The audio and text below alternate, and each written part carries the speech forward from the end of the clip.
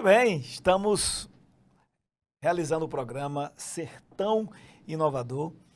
E nessa área da inovação, uma das estratégias muito importantes que os instrumentos de educação usam são as incubadoras. Nós temos aqui na nossa região, outro dia eu estava fazendo um levantamento lá na graduação, por coincidência eu estava olhando alguma coisa lá na plataforma Carolina Boris sobre mestrado, doutorado, e aí eu tive a curiosidade de entrar no MEC e ver quantas universidades e faculdades tinha na região. Aqui, região de Mossoró, estou falando. Não sei se você vai se assustar ou não, mas quando eu fiz essa pesquisa, há uns 2 anos atrás, tínhamos mais de 30. Como assim? A gente está acostumado a ver só né, os grandes. Onde estão, né? Onde estão. E aí, enfim, claro que uma boa parte delas são online, só funciona online, outras em escolas tinham 1 ou 2 cursos. E aí eu fui olhando, uau, não sei se esse número hoje está maior, maior ou menor, na época podia ser também o número daquelas que estavam iniciando. Tinha o cadastro, mas ainda não estava, talvez, efetivo. O fato é, nós temos uma região de várias universidades ou faculdades trabalhando o conhecimento, formando profissionais. E aí onde entra a inovação, que é fundamental para o século que a gente está. A gente está no século da inteligência artificial, né? Provavelmente, talvez, esse seja o nome que vai, por muitos anos, vai ficar conhecido, porque está naquele início da rampagem, né, desse tema. E as universidades, ao criar incubadoras, permitem que os estudantes saiam do campo teórico, saia daquela meramente que eu chamo, né? Alguns já me conhecem assim, lá vai o professor falar da prova de quinta. Pois é, saia de meramente se preparar para a prova de quinta-feira e eles vão pensar em outras coisas concretas, impactos reais na sociedade, e daí a necessidade da incubadora. Nós vamos conhecer agora um pouco mais sobre o Citex, que é a incubadora de empresas lá da UERN. E para falar sobre essa incubadora, eu tenho muita honra aqui de receber meu professor, na época da graduação, professor Fábio. Professor, seja bem-vindo ao nosso podcast. É uma satisfação estar aqui também, né, podendo falar um pouco sobre a nossa incubadora. O Citex já existe há muitos anos, tá? Desde 2003 que nós já começamos a trabalhar com a incubadora. Nós começamos a trabalhar como um projeto de extensão. Na verdade, hoje ainda é um projeto, ainda se considera, a gente tem um projeto de extensão, o nome Citex, embora ela é uma incubadora já mais que institucionalizada, tá certo, pelo processo da universidade, mas desde 2003 nós iniciamos a fazer esse trabalho, né, de dar consultoria a várias empresas. Em 2009, nós realmente afirmamos e começamos a trazer empreendimentos para a incubação. Foi realmente, vamos dizer assim, o que a gente estabelece como marco. E de lá para cá, vemos fazendo esse trabalho, né, de dar suporte técnico, gerencial, estrutural para diversas empresas. Nós já passaram por nós mais de 30 empresas, considerando as que nós ontem, inclusive, incorporamos mais 4, tá certo? Então, assim, nessa contagem já passa das 30. Algumas se perderam um pouquinho no caminho, mas a maioria dessas 30, continuam, sim, efetivamente, ainda atuando. Tá? Então, só para efeito assim, de compreensão, atualmente incubados, tem quantos? Seria esse número de 30 ou não, os incubados? Nós não temos 30 é os que já passaram pela incubadora? Tá. Nós, Atualmente, 2 semanas atrás, nós fizemos um processo de graduação de 6 empresas. Tá? Essas 6 empresas foram graduadas, né, depois de passar do processo 2 anos, aproximadamente 2 anos e pouco, elas se graduam, né, e vão para o mercado. Nós graduamos 6 e admitimos mais 4. Já havia uma outra que havia sido admitida anteriormente, alguns meses atrás, 1 ano atrás, na verdade, menos de 1 ano, e admitimos agora, mais recentemente, ontem, na verdade, mas elas já estavam conosco há uns 2 meses, numa fase preliminar, por assim dizer, tá? E aí a gente fez um processo de entrevista, de formalização ontem, tá certo, mais 4. Então nós estamos com 5 atualmente incubados. Certo? E quais são os segmentos, professor? Boa pergunta, tá? A nossa incubadora, ela nasceu com foco no segmento tradicional. Então nós tínhamos esse foco e por muitos anos nós trabalhamos com ele, tá? Porém, recentemente, eu voltei eu já tive na gerência executiva, né, da incubadora, sempre tive com ela, apoiando em outras áreas, não, vamos dizer assim, no comando geral, né? Mas agora eu voltei há um ano atrás e a gente está tentando trazer para um foco mais tecnológico. Tá? Mas a inovação sempre existiu. Mesmo na área tradicional, a gente sempre buscou a inovação, que esse é o propósito, por assim dizer, da incubadora. Mas atualmente, das 5, nós só temos uma da área tradicional. As outras 4 são de inovação tecnológica. Tá? Bom, diz uma coisa, das que já graduaram, assim, você poderia dizer o nome de algumas, das empresas que já graduaram, alguma que está no mercado. Um case, né? Um case, né, que a gente chama. Porque, às vezes, essa qualificação case depende muito o critério que a pessoa chama de case ou não. Mas, digamos, aquelas que deram certo, já graduou, estão no mercado. E, claro, se alguma se destacou, algum tipo de destaque, só para a gente conhecer um pouco. Perfeito. Eu citaria aqui 2, que a gente pode dizer que, de fato, elas se destacaram um pouco mais, tá certo? A ASP, Esquadrilha de Alumínio, que tem um destaque significativo, acho que eu não posso afirmar isso com absoluta certeza, mas tenho quase que absoluta certeza que ela é a maior empreendimento de esquadrias dentro de Mossoró, certo? E abrange a região. Legal. E temos também a Linha Confecções, tá certo? Que está numa fase de uma mudança de societária, mas em si é um case de sucesso, tá certo?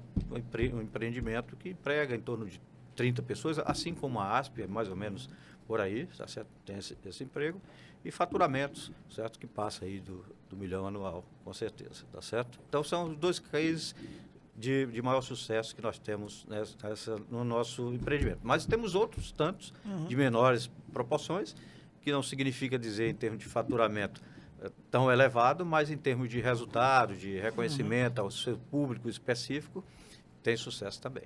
Tá? Isso é muito bom, sabia? Eu fico feliz de ver isso, porque mostra que o caminho da incubação ele é um caminho bom para o estudante e para o professor também, porque o professor também pode fazer parte lá e criar um projeto, e para a sociedade também, alguém lá de fora. Essa é outra pergunta que eu ia fazer. A incubação no Citex é só para aluno e professor e técnico, ou é aberto também para a comunidade? Não, é aberto totalmente, sempre foi e continuará sendo foi aberto assim, né? totalmente à comunidade. Tá?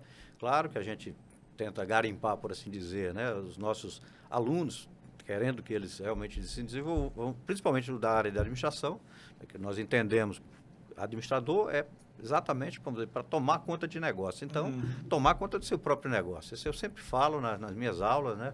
E ainda que não seja totalmente a área de empreendedorismo nas aulas que dou, mas em qualquer aula que seja, eu estou sempre incentivando para que eles vão empreender.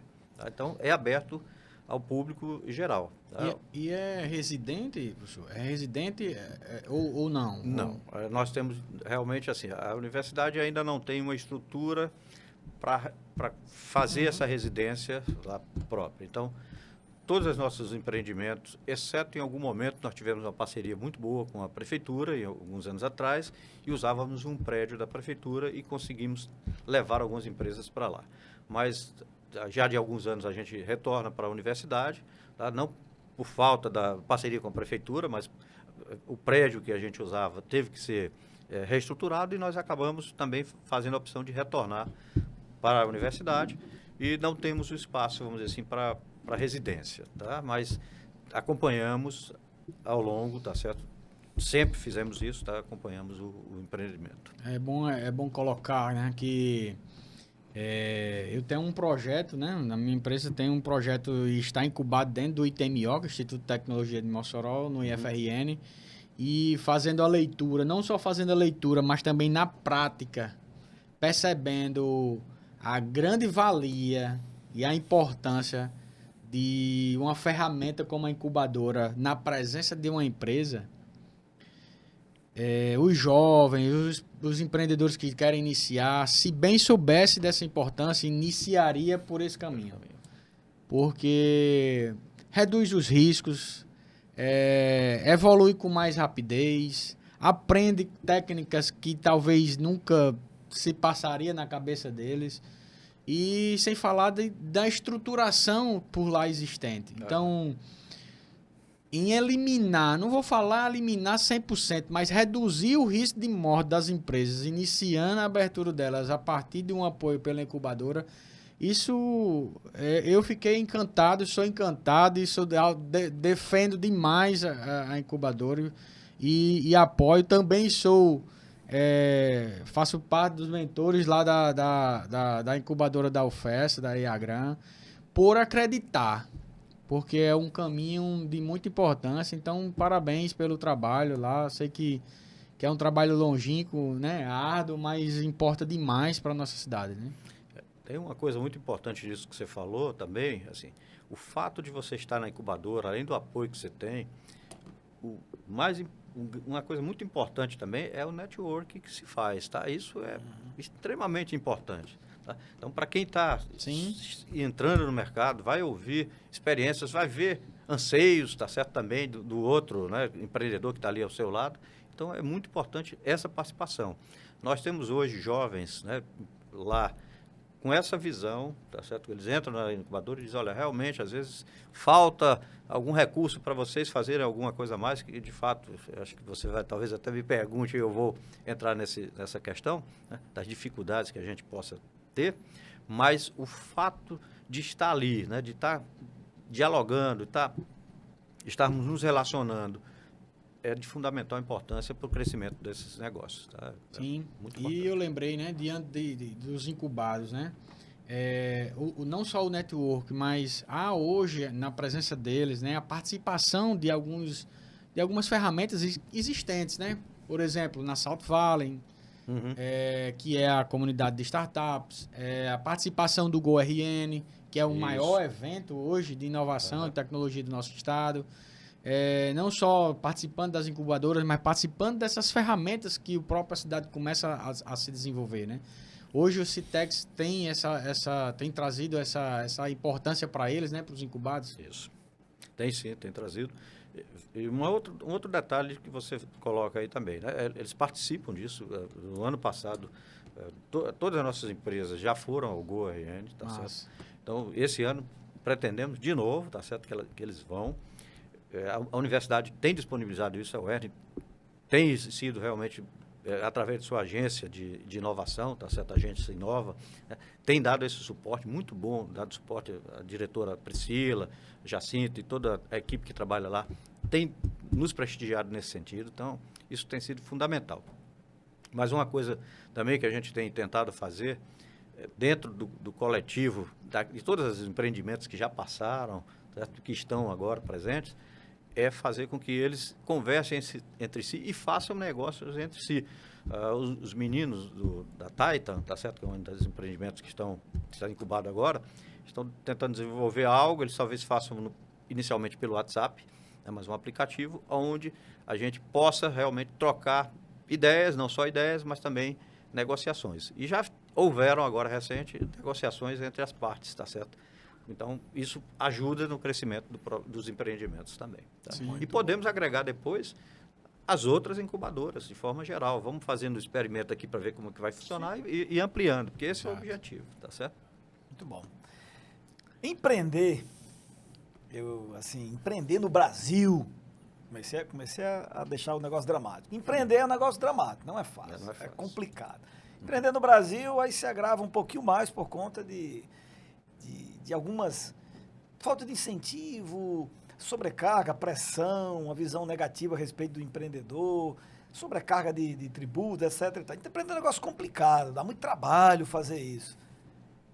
Se empreender dá trabalho, criar uma incubadora para ajudar o empreendedor também não é muito bom, não é muito fácil, não. Dá muito trabalho. Exponencial, né, o trabalho. Não tem só flores, não, né? O empreendedor, quando ele dá certo, ele vai depois virar palestrante, escrever livro, olha a história e tal. Mas o processo é bem dificultoso, tem muitos desafios. Queria que você falasse um pouquinho quais os desafios como incubadora você tem encontrado para ajudar esses potenciais empreendedores ou esses empreendedores iniciantes. Quais as dificuldades você tem encontrado como incubadora? Perfeito. Bom, realmente, nós já tivemos no passado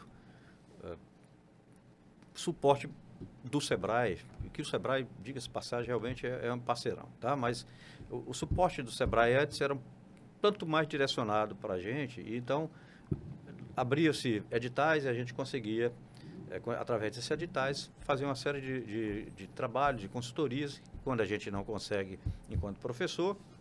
O corpo, principalmente nós somos a incubadora do Departamento de Administração, da UERN, e aí o nosso corpo não consegue, ou algum colega da contabilidade, da economia, não consegue dar aquele suporte, a gente recorre ao SEBRAE, que sempre nos apoiou. Mas, nos 2 últimos anos, o SEBRAE mudou um pouco a sistemática, e isso tem dificultado um pouco a nossa vida, tá? A falta de recurso nos impede um pouco de dar esse suporte melhor para o aluno, que nem sempre é dado por nós, mas é dado por uma empresa Sim. de consultoria, que está mais dentro do mercado, que está mais capacitado para fazer. Então, isso tem sido realmente um grande desafio para a gente. Ontem, falei para vocês, né, que nós estávamos incorporando mais 4 empreendimentos, e nesse processo de incorporação, o SEBRAE participa. Então, o seu diretor veio lá, tá certo, São Paulo Miranda, né, nos prestigiou com a parte das entrevistas, né, para aprovação ou não do pessoal, foram aprovados. Eu já disse, eles já tinham passado lá um tempo, estavam passando já um tempo conosco, né, uma fase preliminar, e aí a gente fez esse processo. E aí eu toquei nesse assunto, tá? Eu falei, olha, a gente tem tido dificuldades, porque com a falta de recurso, e a universidade nos apoia, mas ainda não o suficiente na parte recursal, para que a gente possa... E até porque, como universidade, ela não vai conseguir, com facilidade, pegar o recurso Sim. e contratar, Sim. tá certo? Passar uma licitação, então, isso é um processo bem mais burocrático, enquanto que o processo anterior era mais fácil de ser resolvido. O SEBRAE passava o recurso para as fundações não eram muito recurso, e nem precisamos de tanto recurso, mas é um recurso para poder movimentar e dar dinâmica ao processo do empreendimento, quando a gente efetivamente não consegue atender, tá certo, nossos incubados, né, de uma forma que eles mais necessitam. Os próprios incubados, no processo da entrevista, o diretor do SEBRAE ele pergunta, olha, o que vocês necessitam? E eles colocam exatamente, olha, a gente precisa disso e disso. Então, assim, ele se sensibilizou nesse processo de tentar encontrar um novo caminho, tá certo, para esse suporte. Porque, de fato, como você coloca no início, não é fácil, tá certo, essa tarefa. Muitas vezes nós tiramos recursos dos nossos próprios bolsos, por assim dizer, para fazer os eventos. Tá? Então, a gente faz isso com prazer, mas acaba sendo oneroso, quer queira, quer não, tá? E aí não deveria ser esse o processo, obviamente, a universidade ou alguém. Estamos sempre atentos aos editais para conseguir os recursos, mas enquanto não se consegue, tá, tem dificuldade para que a gente possa fazer mais ações e os empreendedores estarem mais assistidos. Mas isso assim... É o principal, vamos dizer, gargalo que a gente possui, tá certo? De dificuldade. Eu diria que realmente é esse. Outras, obviamente, existem, né? Estrutural, por exemplo, não temos um espaço lá para a gente poder fazer residência, né? Mas esse é um problema mais sério. Mas eu diria que é minorado, considerando que até hoje a gente tem conseguido a distância, por assim dizer, tá certo? Não tão distantes, porque a gente está sempre trazendo o pessoal para nós, ou indo até eles, né, dando esse suporte. Mas a falta de recursos para dar as capacitações, isso atrapalha um pouco, sim. Tá? Ok. Bom, dor compartilhada, porque como eu estou lá na IAGRAN, a incubadora, também temos esse tipo de desafio para enfrentar. Bom, Fábio, já estamos chegando aos finalmente, agradeço demais a sua participação. Queria deixar suas considerações finais e uma palavra aí, uma mensagem que você tenha para essa turma que está empreendendo, que está te assistindo aí, está acompanhando, seja para os jovens, os alunos, seja para a turma que está querendo empreender ou para quem já está empreendendo, uma palavra aí para eles e agradeço desde já. Pois não. Bom, como você falou lá no início, né, o empreendimento, ele me perguntou e eu respondi, ele está aberto à comunidade de forma geral, tá? Não é só Mossoró, não. Se alguém que é de fora, a gente tenta. Nós temos um empreendimento graduado recente que a pessoa viajou a Portugal, tá certo? Suíça, tá? E ela continua atuando, tá? E a gente vai continuar dando suporte quando ela tiver necessidade. Então, está aberto à comunidade. Alguém lá Portugal, brasileiro, obviamente, tá certo? Nos procurar e a gente conseguir nessa distância dar esse suporte, a gente vai dar. Tá? Então está aberto para todo mundo. Claro que nós temos um limite, a gente não consegue absorver tanta gente, nós estamos com 5, temos capacidade para mais, tá certo? Mais 3 ou até mais 5, né? Por etapas, mas também não é interessante quando a gente está sem esse recurso, porque fica um pouco mais, vamos dizer assim, sofrido. Mas todos aqueles que estiverem ouvindo aqui, tá certo, a nossa TV, e se dispuserem, estamos abertos, o nosso e-mail é citex@uern.br. Ok. Temos Instagram também, que é citex_uern, tudo junto, Ok. tá certo? Tudo junto. Temos um telefone de contato, que é mais do departamento, nós, como incubadora, não temos, mas do departamento de administração, eles atendem e nos passam as demandas, se for o caso, 3315-2201. Então, fica à disposição do seu público aí, se quiser nos procurar. E, como eu já disse, independentemente que a gente possa absorver os primeiros contatos, as primeiras ideias, algum encaminhamento, a gente vai estar sempre aberto para todos, tá certo? Então, em qualquer momento que quer, pode não absorver como para a incubadora por não termos condições, mas o suporte inicial a gente dá. Então, é isso. Muito bom. Bom, Excelente. Uhum. a gente agradece aí a participação. Vamos para o intervalozinho e a gente volta daqui a pouco. SAMU 192, boa tarde. Oi, o que aconteceu na cidade aqui na rua? Tem gente ferida. O 192 do SAMU não é para brincadeira. Uma ligação falsa atrapalha nosso trabalho e pode custar a vida de outras pessoas. Não passe trote nem congestione a linha. Só chame o SAMU em caso de emergência mesmo. Fale com seus amigos e o pessoal de casa sobre o uso correto do 192 e seja um defensor da vida junto com o SAMU. A nossa TV está presente em todos os cantos. Somos a única de Mossoró presente em todas as redes de TV a cabo da região. TCM Telecom, BrisaNet e Telecab. Estamos também nas redes sociais e na nossa página www.nossaTVAovivo.com.br. E você também pode assistir pelo seu celular baixando o nosso aplicativo. Acesse agora a Google Play ou Apple Store e baixe o aplicativo Nossa TV ao Vivo. Nossa TV, pra você.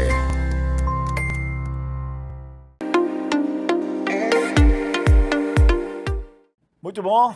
Eu quero fazer uma pergunta para você. E eu espero que essa pergunta que eu vou fazer para você, você faça para nós. Porque nós aqui estamos nos preparando para encontrar respostas para a sua pergunta. A pergunta é: qual é o seu problema? Você que é um empreendedor, seja grande ou pequeno, indústria, serviço, comércio, a área que você desenvolva, se existe uma coisa que você tem, é problema. E empreender, um dos conceitos que eu tenho de empreender é resolver problema. A pessoa que resolve problema, ela é um empreendedor.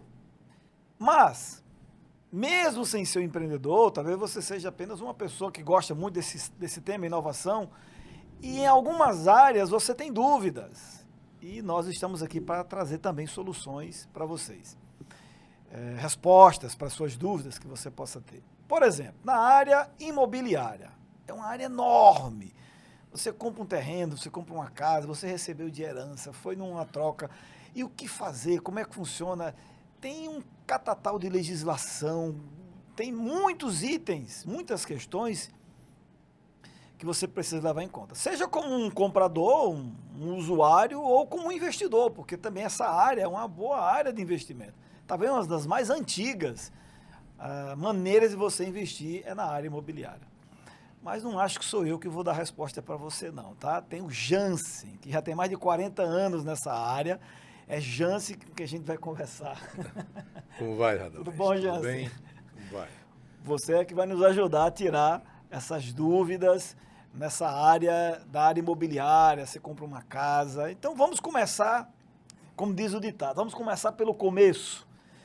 Como é que está o mercado imobiliário de Mossoró, da região? Qual a sua leitura? Você que já está há muitos anos acompanhando esse mercado, vive nele aí há mais de 4 décadas. Como é que está o mercado? Está aquecido? Está morno? Tá... Nos ajude aí. Veja bem, o mercado imobiliário, no meu entender, está passando por uma situação onde nós temos o comprador, o usuário, adquirindo ou alugando. que é que eu quero dizer com isso? Existem dois tipos de adquirente, vamos dizer assim, de comprador de imóvel. Um é aquele que compra para usá-lo, que é aquele cara que compra sua casa para morar, compra seu prédio para o seu consultório, para seu escritório, para seu depósito de construção. Então, esse é o usuário, ele compra para usar. E existe o comprador, que é o investidor, como você falou há pouco. Ele compra para que aquilo gere renda para ele. Muitas vezes ele reforma, ele altera a estrutura do imóvel, de certa forma ele faz alguma coisa ou até ele constrói para vender ou para alugar. Esse é o investidor. Desses dois compradores, o mercado hoje, pelo menos na nossa região, está da seguinte forma: quem está comprando é o usuário. O investidor, por sua vez, ele está comprando, mas muito devagar. Porque o que é que remunera todo o mercado imobiliário? É quando o investidor está comprando. Porque quando o usuário está comprando, ele compra só uma vez, na maioria das vezes, para a vida toda. Ele compra sua casa e mora a vida toda lá. Ele compra seu prédio e passa o tempo todo naquele prédio ali, até se aposentar ou transferir para o seu sucessor. Então, muitas vezes ele só faz uma compra. Mas quando o investidor está comprando, ele remunera toda a cadeia produtiva imobiliária. Como? É o desenhista que projeta, ou o arquiteto que projeta ganha, o construtor que executa a obra ganha, o corretor que intermedia essa transação também ganha, o depósito de material de construção, as lojas de imóveis, etc., ganham. Os poderes públicos, Estado, União, Federação, todos ganham com seus impostos. Então, dessa forma, o mercado todo é remunerado. Mas quando só o usuário compra, não. Só um engenheiro vai ganhar aquela assinatura ali e aquela execução. Entendi. Pelo resto da vida, não ganha mais nada daquele imóvel. Tanto é o corretor, também o projetista, que é o arquiteto, o desenhista, etc. e tal. E aí para por ali. Mas quando o investidor está fazendo, ele está sempre renovando. Ele compra, vende. Compra, reforma, vende. Compra, constrói, vende. Então, quando ele está fazendo isso, todo o mercado é remunerado. E nós estamos hoje numa situação em que o investidor está pouco adquirindo, mas o usuário continua atendendo a sua necessidade de compra e está fazendo isso. Você atribui isso a ciclos, quer dizer, de tempos em tempos isso acontece, ou mais a situação econômica do país, ou é o perfil que mudou, o investidor está indo para outras áreas? Qual a que você atribui talvez essa mudança que aconteceu de termos hoje mais aquele que compra para morar, o morador que compra mais para usar e não para gerar renda? O que você atribui assim na sua leitura? A gente sabe que há um déficit habitacional imenso no nosso Brasil. A carência, a necessidade da casa própria é uma situação eminente, né? Sempre foi, eminente não, sempre foi dessa forma. Mas o que é que está acontecendo? Existem outras formas de se investir seu capital. Apesar do imóvel ser, a meu ver, a mais segura, a mais rentável, a médio e longo prazos. Sim, né? Agora, o que é que está acontecendo também? Porque o investidor não está comprando tanto quanto ele fazia. Eu acredito que seja um problema de segurança jurídica, a economia também, a Selic muito alta. Normalmente se compra imóvel também através de financiamento, muito mais através de financiamento. Hoje em dia, o cidadão, às vezes, o investidor até tem o capital para comprar aquele imóvel, mas ele não compra com o dinheiro próprio que ele tem. Ele vê que tem um juro barato de financiamento habitacional e aí vai por esse veio que é o financiamento imobiliário. Só que, com a taxa Selic muito alta, com tudo os juros muito altos, ele está recuando. Sim, entendi. Como também nós temos outro tipo de investidor, que esse aí, ele investiu muito num período de boom imobiliário, imobilizou muito capital e está pagando muita coisa ainda. E, às vezes, está negativado. Então, ele está sem o crédito que ele gostaria de ter para fazer suas aquisições imobiliárias. Entendi. Daí, investidor, como todo investidor, vai analisar, né, as melhores opções. Né, e tem uma coisa, o que a gente diz muito, às vezes, na nossa área, no nosso linguajar, tá comprando imóvel assim nas últimas. O cara tá suspirando pelo bico, que não deveria ser assim, não deveria se aproveitar dessa situação, mas alguns se aproveitam. O cara está numa situação de muita dificuldade financeira, tem um imóvel que vale 400 mil, vende por 150. Aí é quando esse investidor chega para poder, a gente diz, acabar de matar, né? Que a gente não gostaria que isso acontecesse. Mas tem investidores que são contribuintes para o desenvolvimento do mercado imobiliário. Tem muitos desse aí. Ok. Mercado, como todo mercado, é uma relação de compra e venda, e aí, né, na hora que você está com bom preço, por que está com bom preço? Por que esse preço está tão bom para comprar, né? E às vezes acontece dessa situação do próprio mercado forçar a barra, e você está vendendo, mas você não está ganhando com aquela negociação. Mas para essa área, né, da aquisição, os projetos de incentivo à casa própria, já faz um tempo que eles, né, no nosso país, ele, de alguma forma, ele está forte. Então, pela sua leitura, que eu pude entender, esse mercado hoje ele está mais aquecido para aquela, né, recém-casado, ou o cara que quer começar o seu escritório, enfim, para aqueles que vão trabalhar como escritório, consultório, tal, ou aqueles que estão indo para morar, para usar. Isso, aí eu vou fazer outra pergunta em cima disso. Isso está crescendo, está estável ou está reduzindo, historicamente avaliando, tirando agora o público dos investidores, né? Vamos falar agora desse público que está no consumo. Quer dizer, como é que está isso hoje? Isso está crescendo? Está crescendo, a população aumenta cada vez mais. Todo dia a gente diz, tem gente casando, tem gente se formando, e como tem gente se formando. As universidades hoje proliferaram. Sim. E hoje a gente vê muito profissional sendo colocado dentro do mercado, se formando e precisando atuar na profissão a quem que preferiu fazer. E aí está sempre chegando gente, e as pessoas estão comprando, porque a necessidade de aquisição é muito grande. E a gente vê um crescimento muito grande. Só que a gente está vendo mais um mercado financeiro direcionado para a compra de imóveis de baixo padrão, de baixo e médio padrão. Okay. Esse governo estimula muito a questão da aquisição do popular. Certo. Do popular. Outros governos estimularam muito a questão da construção de médio e alto padrão, para que essas pessoas dessas classes sociais pudessem adquirir. Mas você via que, pelo menos em Mossoró, sempre a gente via, todo final de semana ou todo mês era um lançamento, era uma casa grande sendo derrubada para se construir um prédio de apartamento de médio padrão, às vezes de alto padrão. A gente não vê isso mais com frequência, mas antes a gente via todo mês um lançamento desse. O que é que a gente vê hoje? Grandes loteamentos do Minha Casa Minha Vida, né? Direcionados para Minha Casa Minha Vida, que hoje está com um teto até bom, até R$500 mil, a pessoa pode comprar um imóvel dentro do programa Minha Casa Minha Vida, com isenção de alguns tributos, de algumas taxas que são inerentes a esse projeto, a esse programa. E hoje a gente vê que o usuário popular, ele está adquirindo muito bem e está sempre em ascensão. O que está acontecendo é que tem outra linha de crédito, especificamente se relacionando à Caixa Econômica, que é a linha de crédito através do SBPE, que é o Sistema Brasileiro de Poupança e Empréstimo, que muita gente compra imóvel usado ou estava comprando imóvel usado com essa linha de crédito que a Caixa Econômica fornece, que é quando não se enquadra no Minha Casa Minha Vida, o pessoal passa para o SBPE. Só que o SBPE, por conta da alta taxa da Selic, o SBPE é recursos oriundos da poupança.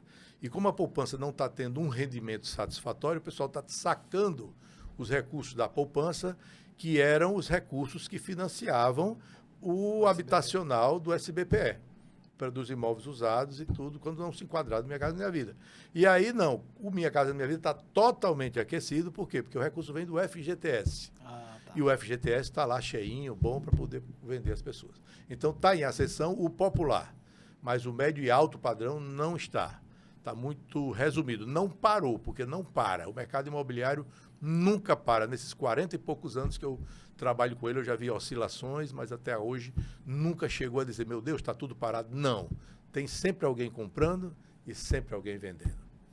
Com 40 anos de mercado, você já passou por várias situações que o Brasil passou, de quebradeira, de confisco, de várias situações. E eu ouvi isso, que esse mercado é um mercado, né, que ele não para, ele tem suas alterações, isso é interessante. Agora eu quero fazer uma pergunta como usuário. Eu estou aqui, casei, né, e quero comprar uma casa. Que dica você dá, que sugestão você dá para alguém que está pensando em comprar uma casa, para que ele não, enfim, só esse tópico, comprar um imóvel, tem um monte de sub-itens, mas vamos falar de um item do tipo segurança. Quer dizer, porque você pode comprar um negócio e ter problema depois porque não prestou atenção a alguma coisa. Então, que dica você daria? Agora você está dando consultoria para alguém comprar, inclusive até você, né? Se for um dia comprar. Para aquele que está comprando, que sugestão você dá para que a pessoa não caia em... Em primeiro lugar, quando você for comprar um imóvel, mesmo você tendo toda a pretensão e já sabendo o que é que você quer e para que você quer adquirir aquele bem imóvel, é necessário que você escute primeiro um corretor experiente, ou um engenheiro, ou alguém da área imobiliária, para poder conversar com você, para lhe prestar uma consultoria. Essa consultoria é fundamental. Essa consultoria pressupõe, inclusive, avaliar suas condições de compra, se você vai comprar através do financiamento, se você vai comprar com recurso próprio, se aquele imóvel está com a documentação ok. Isso é fundamental, você fazer uma análise na documentação do bem imóvel que você está comprando.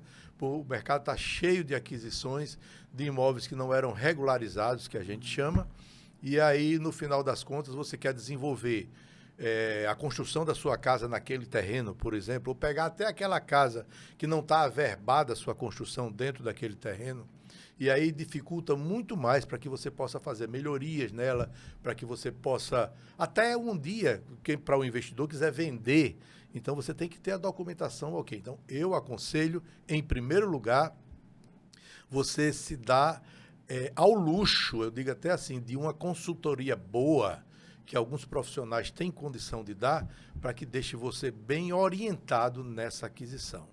Uma vez fazendo essa aquisição, aí sim, você vai estar com um imóvel documentado, um imóvel sem vícios de construção, um imóvel com a sua estrutura boa, com as especificações de materiais adequadas para poder atender à necessidade, porque ninguém quer comprar uma coisa que a gente chama no nosso mercado bichado, seja documentalmente falando, seja estruturalmente falando. A gente quer comprar um imóvel que ele esteja limpo, e uma das pré-requisitos é você fazer uma boa consultoria com um profissional antes de fazer sua compra. Isso faz total sentido. Há uns 6 meses atrás, eu moro num condomínio e uma das moradoras, ela vende casas de um outro condomínio aqui da cidade. E ela coloca lá no grupo, né? Gente, olha essa casa, tal, tal. E na foto, a casa era top, como diz assim, linda, toda pronta, casona, em um condomínio aqui da cidade e tal. Aí me chamou a atenção o preço. Tipo, era 60% do valor em média de mercado que se escuta. Só que a casa é enorme, aquela coisa é enorme no condomínio grande. E aí mandou, né? Dá uma olhada, estamos à disposição, tal, tal, tal. Aí eu conheço um colega que é mestre de obra que está fazendo casas nesse condomínio. Eu disse, fulano, dá uma passadinha nessa casa, dá uma olhada para mim nela depois, só para eu encargo de consciência, porque quando minha esposa viu, ela disse, excelente, dá tranquilamente, já fez as contas, né? Dá para venda nossa, vai para lá e tal, financia aí, tal. Aquelas contas que, pela casa que a gente estava olhando, era um negócio assim surreal, né? E aí eu pedi para ele dar uma olhada. Aí ele, não, tranquilo, eu olho, tal, 2, 3 dias. Eu, ei, fulano, e aí? Ele disse, pula essa fogueira. Pula essa fogueira. Eu entrei, vi, rapaz, você vai ter muita despesa para corrigir o que fizeram aí na casa, que não aparece na foto, que não aparece. Se você for olhar com um olhar de comprador, o seu emocional tá lá nas tampas, meu amigo. Se você tem prêmio Nobel aí, psicólogo já ganhou o prêmio Nobel, provando, prêmio Nobel de Economia, provando que comprar é um ato emocional, não é racional. convidar uma pessoa para fazer a consultoria, ele vai ser racional na hora da análise, porque o comprador ele não é tão racional. Então, se ele bater o olho em algumas coisas ali e o vendedor, se tiver o traquejo bom de venda e usar o emocional, em questão de 5, 10 minutos que você pode cair numa coisa que não vale a pena, porque vai ter um problema muito grande lá na frente. Então, eu digo por experiência própria, esse mestre de obras, que já constrói casa há muito tempo, ele fez essa análise mais de construção. Eu nem sei se tem outros problemas. Ele só me deu um feedback de construção, o que foi o suficiente para a gente desistir dessa proposta. Então, a sua observação é muito pertinente. Mas a gente está aqui, eu estou aqui, a gente está num programa, conversando, então a gente penteou o cabelo bem penteadozinho, a gente arrumou, trouxe uma roupa legal e tudo, para que a gente possa dar o melhor para o nosso, quem está interagindo conosco. Mas o que é que acontece às vezes no imóvel? Às vezes no imóvel, com a tecnologia que existe hoje das lentes, das fotografias, etc e tal, o cara faz um portfólio de imagens de um determinado imóvel com uma máquina excelente, os iPhones da vida, que isso tudo é muito bom, mas que você tem que ter cuidado. O imóvel, para você adquiri-lo, tudo bem que o primeiro contato é aquela imagem que você vê ou no Instagram ou em alguma exposição em rede social.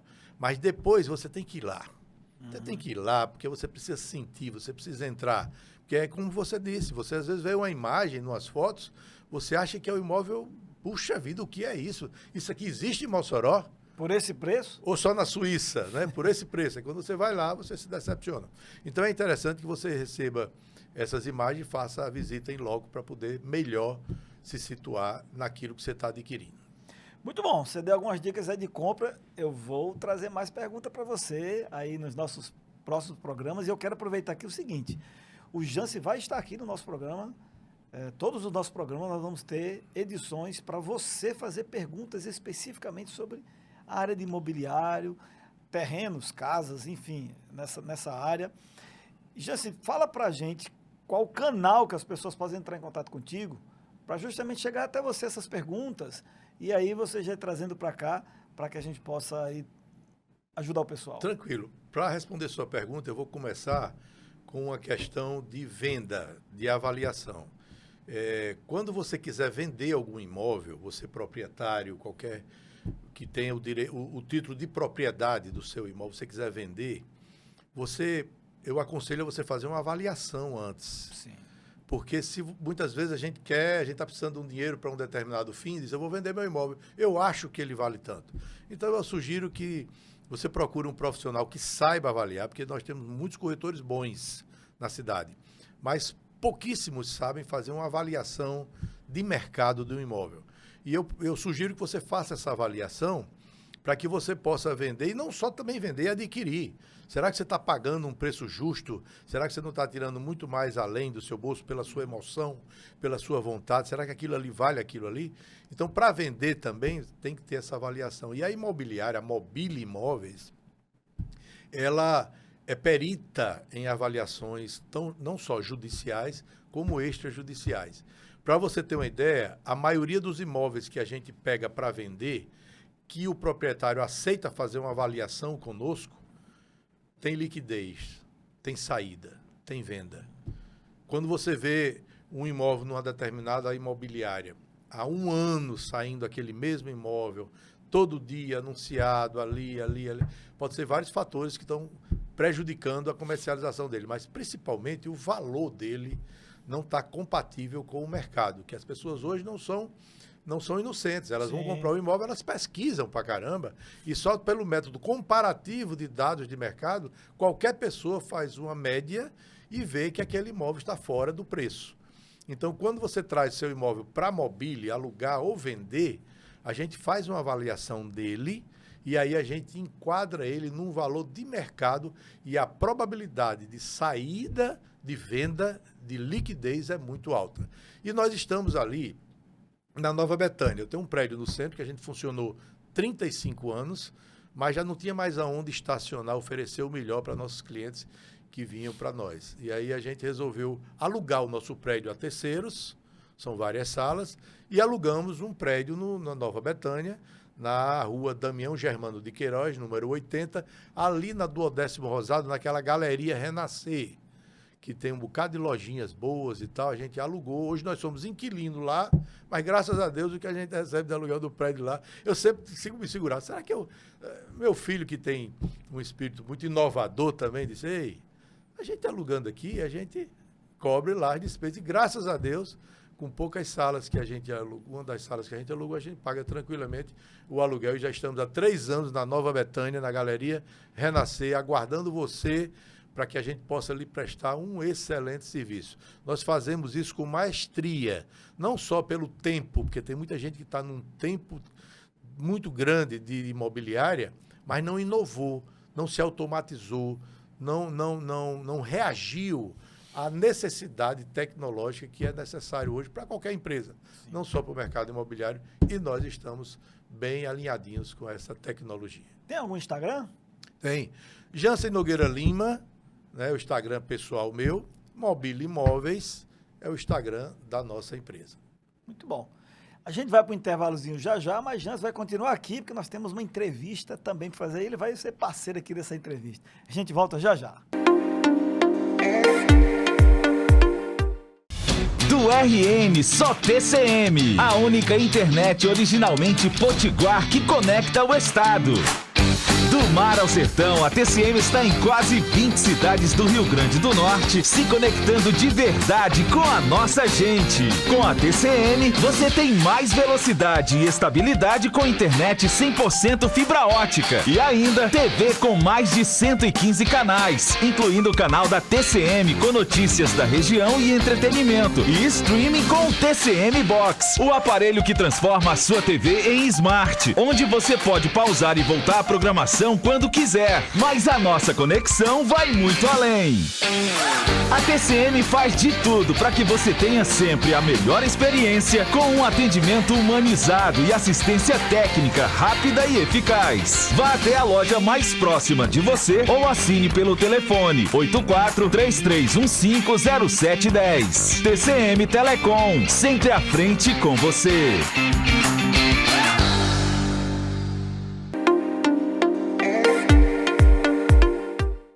Bem, eu quero trazer para vocês uma sugestão de leitura. Nosso programa é um programa que trata sobre inovação no sertão, mas a palavra sertão, você sabe que também nós usamos para trabalhar em você.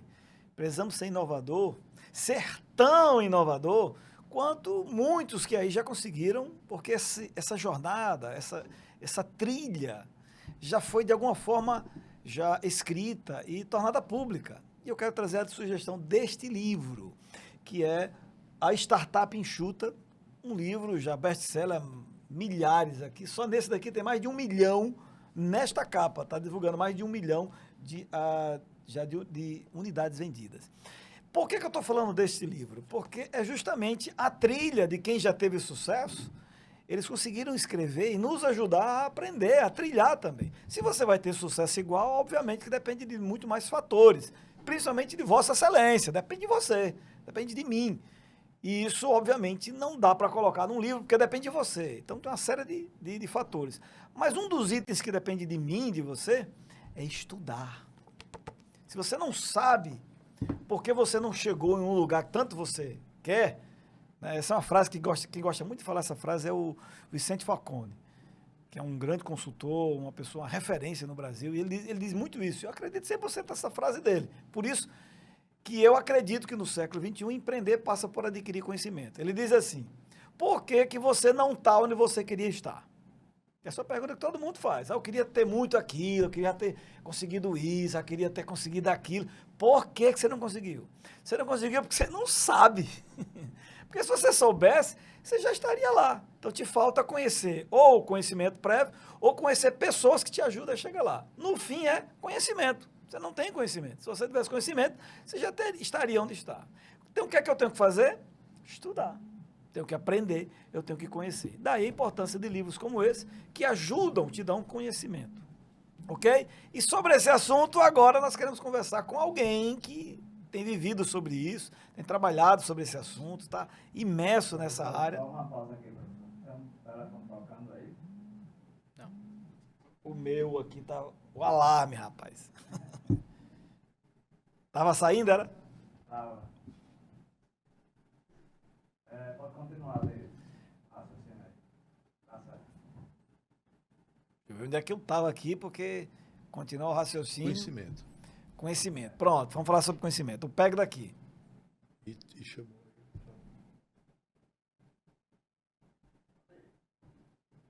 Para falar sobre essa questão do conhecimento, nós temos um convidado, o Igor Bezerra, colega de trabalho lá na Universidade Federal, e está imerso nesse assunto de inovação.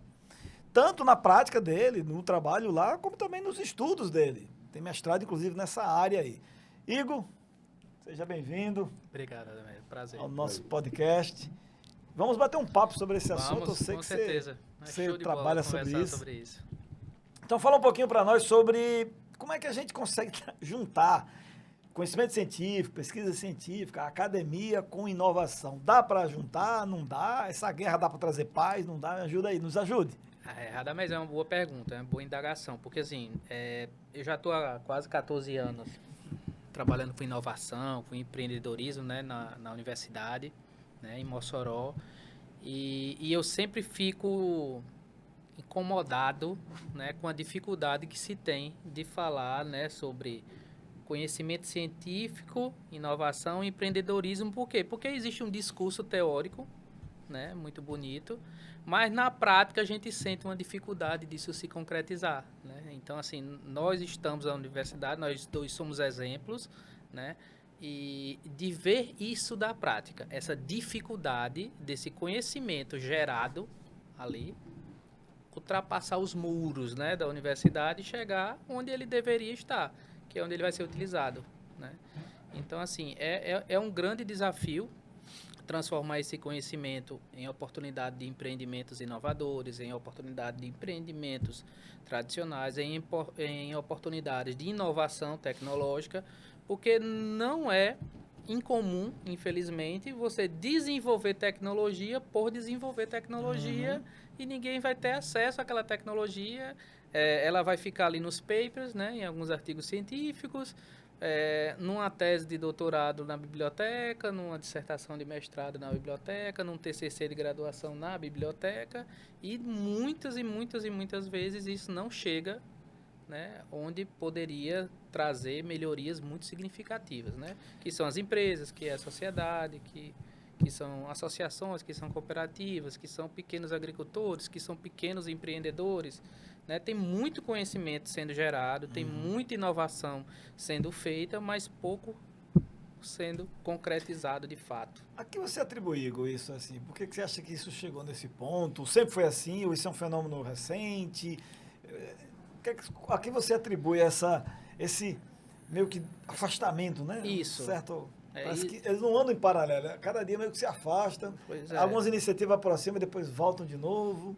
A gente que é desse ramo, né, a gente fica muito incomodado e tentando sempre enxergar motivos, né, motivações, evidências de coisas que nos façam entender melhor isso. Mas que isso é um fato. É um fato. Isso aí é um fato. Isso é um fato. Existe um distanciamento entre o que é produzido cientificamente na academia e o que é realmente colocado em prática na sociedade.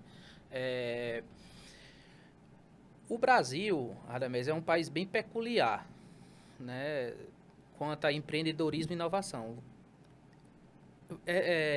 Conceitualmente, você não pode dissociar empreendedorismo de inovação. Você inova para empreender, e quando você empreende, você inova.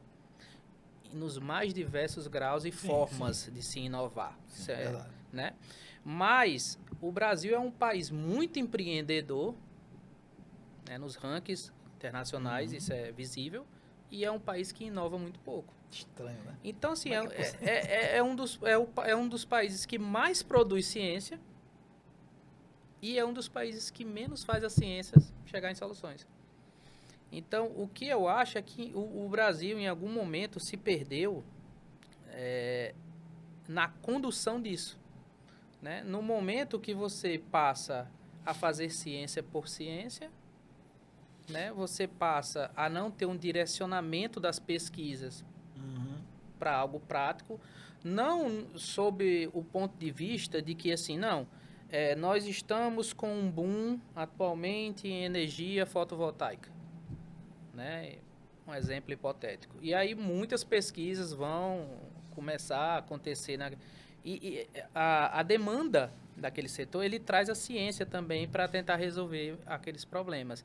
As pesquisas começam a acontecer, mas a condução dessas pesquisas, no sentido de realmente entregar soluções, é que falha. Então, existe as modas vão acontecendo, né? Agora a gente está falando muito de energia fotovoltaica no mar, né? Offshore. Então, muitos trabalhos vão surgir, não, já estão surgindo, com certeza, as dezenas de milhares, né? Mas, novamente, na parte de soluções práticas daqueles estudos chegarem a esse mercado, a gente não vai ver. Então, eu acho que falta uma condução mais de perto, mais profissional da ciência no Brasil. É assim, Radamés, o que eu quero dizer, eu não quero ser assim, presunçoso de dizer que eu sei o que o pesquisador deve...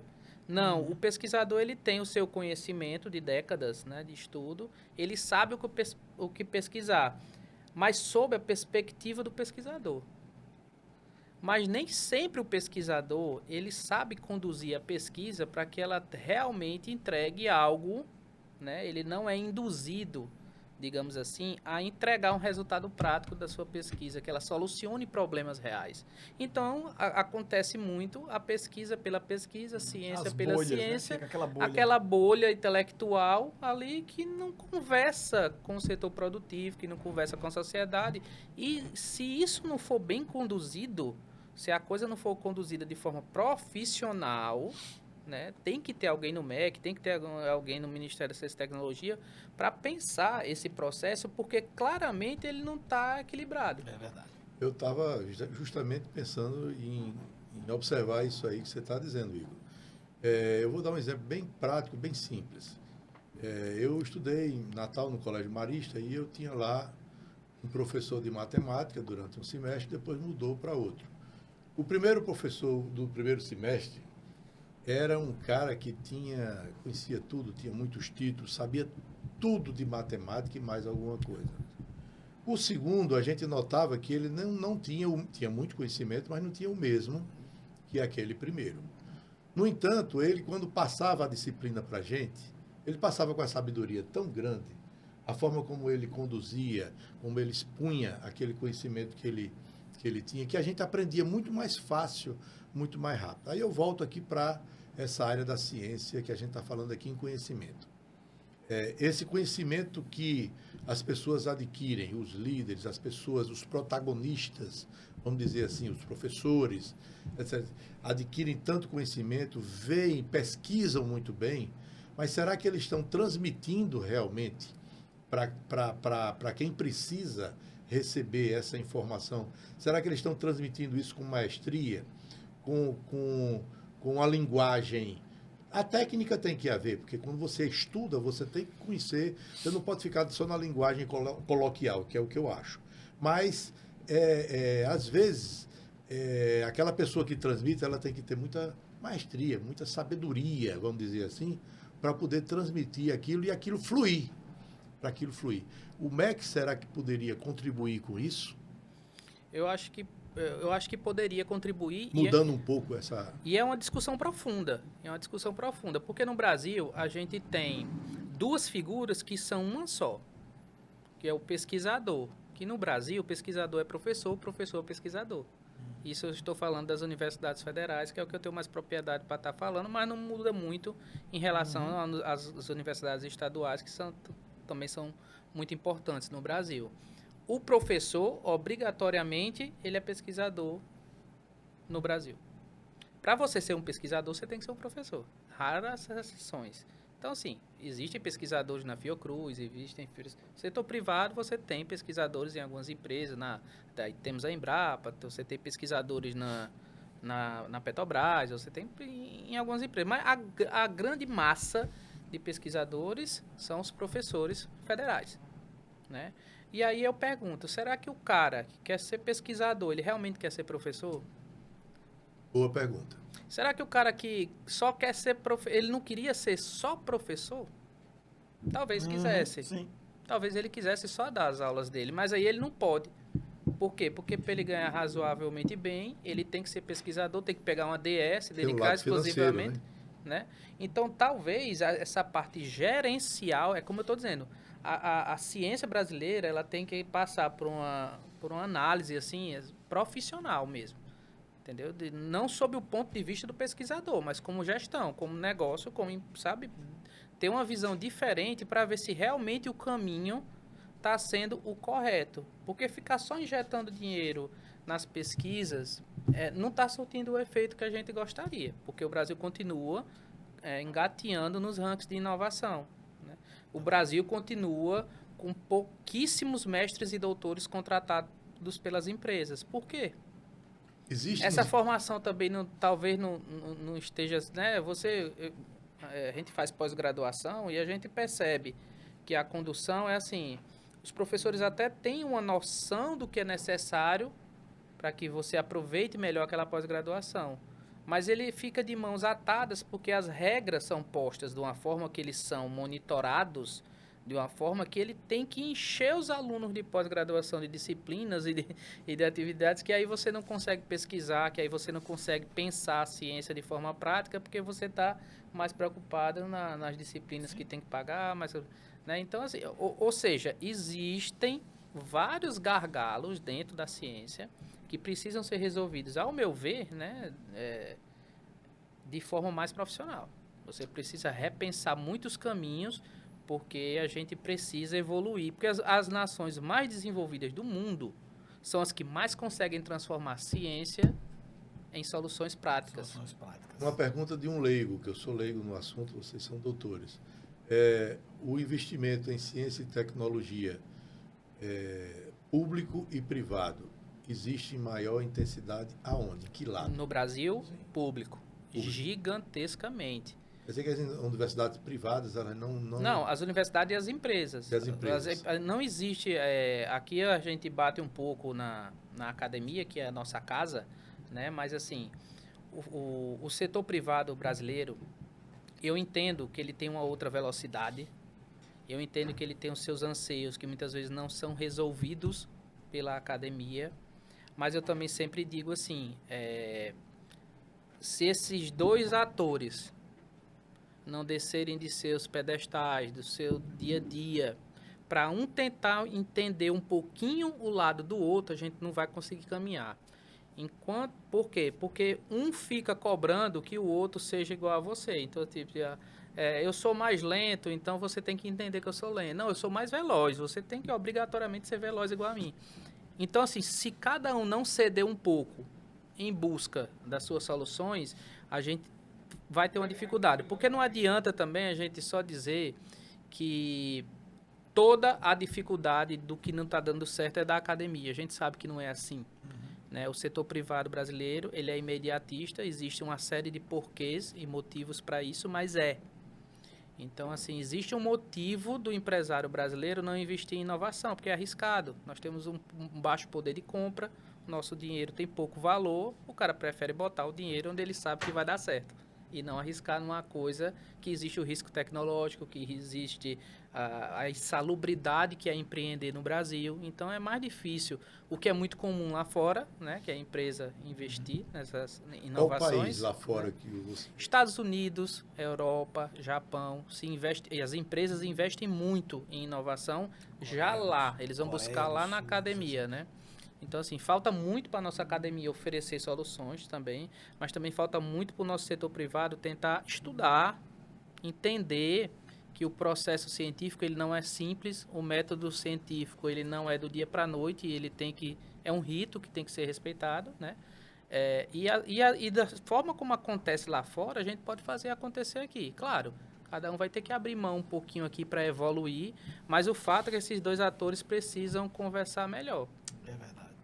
Esse é um dilema que, não sei se por amor ou pela dor, essa turma tem que se encontrar um dia. Tem que se encontrar e conversar. Para alinhar esse assunto. Cada um ceder um pouquinho, porque os dois têm falhas, né? E faz parte, né? A gente está construindo isso no Brasil, né? O Brasil está construindo o seu processo, né, de inovação. A gente ainda não tem algo robusto, né? Nós temos ilhas de sucesso, né? Cases. né? Mas não Infelizmente, temos as catracas não são as mesmas, sabe? Então, isso. ainda que o privado queira se juntar com o público, são catracas diferentes. São, Até quer, mas é quando se chega, difícil. vai logo dar algum atrito por conta, ou às vezes, a velocidade, recurso, time. O empreendedor ele é mais aberto ao risco. Em um mês, ele pode arriscar 3, 5 vezes aquilo que ele está testando, que a academia vai levar 5 anos para testar aqui, porque ele vai devagarzinho, para errar menos. Então, são catracas realmente que andam em velocidades distintas. É difícil. É um desafio. É um desafio. É um desafio. Que me parece que, de alguma forma, por objetivos, talvez, aí sejamos nos encaminhando aqui para soluções. Tudo bem, tem uma comunidade cheia de bronca, cheia de problema. E tem uma universidade que está, uma boa parte, em bolha, está entregando o que se comprometeu a entregar, mas é para a bolha, não para os demais que estão lá fora. Isso é um fato. Vamos voltar para esse ponto. Isso é um fato. Tá, mas que caminhos você vê, que soluções, sugestões, vamos dizer, soluções, teria que pesquisar também para avaliar essas hipóteses. Mas que sugestões você visualiza assim que poderia ser adotados, caminhos? Mas eu acho que para amenizar a nossa situação e a gente começar a construir mais casos de sucesso, né, digamos assim, eu acho que você tem que ouvir antes mesmo de pesquisar. Então, assim, não ouvir só os seus pares da ciência que estão pesquisando em tal área e essa área está na moda. Não. Você não mora em Mossoró, você não pesquisa em Mossoró, você não é um pesquisador de Mossoró, então vamos ver quais são as dores de Mossoró. Boa. Então, se eu sou da área de administração, o que as empresas estão precisando? Quais são as dores? Vamos pesquisar nessa área, vamos tentar desenvolver soluções para essa área. E isso aí perpassa pela engenharia mecânica, pela ciência da computação, pela engenharia química, né? Eu acho que se a gente começar, enquanto universidade, né, olhar para nossas dores de Mossoró, não vamos pensar no mundo agora, não. Né? Tá cheio de problema lá em Gaza, tá cheio de problema em vários locais do mundo. Mas a gente não vai poder consertar o mundo se a gente não consertar a nossa casa primeiro. Muito bem colocado. Né? Então, assim, vamos dar um passo de cada vez, vamos ajeitar o nosso quintal, o nosso jardim, a nossa casa, para depois a gente pensar na rua, no bairro, na cidade. Então, assim, eu acho que a universidade tem que olhar mais, né? Seja a UFESA, seja a UERN, seja o IF, olhar mais para nossas dores, e aqui eu trago dores não só sociais, mas dores das nossas empresas, das nossas cadeias produtivas, seja do leite, seja do petróleo, seja do sal, seja... Né? Tentar entender essas dores, focar em pesquisas ali. Conscientizar. Conscientizando e dizendo, eu posso oferecer isso de resultado. Soluções aqui, puxa. Aí você vai tentar vender para o empresário isso, ó, eu tenho condição de desenvolver essa pesquisa, ela pode gerar isso e pode fazer você economizar tantos milhões, você pode... E aí você vai conseguir vender essa ideia mais fácil do que você pesquisar por pesquisar, porque já faz parte da sua vida acadêmica aquela área X, e querer vender isso à força para o empresário que não casa com as dores que ele está sentindo. Então, a coisa às vezes também não bate por causa disso. Não, eu estou precisando de uma solução. Você quer que eu financie um estudo de uma coisa totalmente diferente, entendeu? Então, mas nós temos muitas dores, né, enquanto sociedade, e eu acho que a ciência ela tem que caminhar para ser mais útil, assim, focada, né? Eu não estou dizendo que não... Vão continuar existindo pesquisas. Pesquisa de base vai continuar. Pesquisa básica sempre vai existir, é muito importante, e nada impede que o cara que é pesquisador esteja desenvolvendo algo focado, algo, né, especializado, algo financiado por uma empresa para solucionar os problemas daquela empresa, ou daquela comunidade rural, ou daquela associação, daquela ONG, que ele ao mesmo tempo também desenvolva a sua ciência por ciência, mas eu acho que pelo menos as duas coisas têm que caminhar junto, porque a gente precisa avançar. Igor, e quando eu falo assim, quando você falou uma coisa eu acho interessante, quando uma empresa apresenta um problema, esse problema é da sociedade. Com certeza. Não é do dono da empresa. Não vou porque eu vou ajudar a Janssen, nada. Ele faz o quê, amigo? Se não você atender uma sociedade, grupo que está precisando. O problema é da sociedade, que ele está tentando resolver. As empresas são seres sociais. Isso mesmo. CNPJ é uma ficção. É a gente que está envolvido. São pessoas. Né? Resolvendo problema de pessoas. Pessoas para gerar dinheiro para outras pessoas, para gerar riqueza para outras pessoas. E claro que tem um dono que vai ganhar mais, óbvio. Faz parte. Bom, estamos caminhando aos finalmente aqui. O tempo passa rápido, viu? Mas você ainda virá mais vezes aqui. Com certeza. Sei que você está aí, entrou uma nova jornada de doutorado aí, que vai correr atrás também, vai participar conosco outras oportunidades. Queria deixar os microfones abertos para as considerações finais aí dos nossos participantes. Não, só quero agradecer a oportunidade e parabenizar pela iniciativa, né? Eu vou trabalhar no meu doutorado especificamente com isso, com a capacidade de inovação, né? De nosso semiárido potiguar, né? Eu vou tentar investigar se os habitats de inovação que existem no semiárido estão focados em solucionar os problemas do semiárido. Então, em busca do sertão inovador. O sertão tem muito problema. Casa, né, totalmente, e eu quero identificar isso. Se realmente o que a gente tem aí já financiado pelo governo para gerar inovação, se realmente estão alinhados com os problemas das localidades do semiárido potiguar que precisam, né, de soluções. Então, eu acho que a ciência ela tem que ser também uma válvula de soluções, né? Assim, o Brasil está precisando disso, porque isso não é a gente que está inventando, isso já acontece no mundo, então a gente tem que seguir o que está dando certo. Excelente. Né? Simples assim. Fechou. Fechou? Fechou. Excelente. Então, meu amigo. Muito obrigado. Obrigado. Agradeço. Prazer. Eu aprendi aqui hoje. Oxe, Pode ter certeza. que é isso. Forte abraço a todos. Até o próximo programa.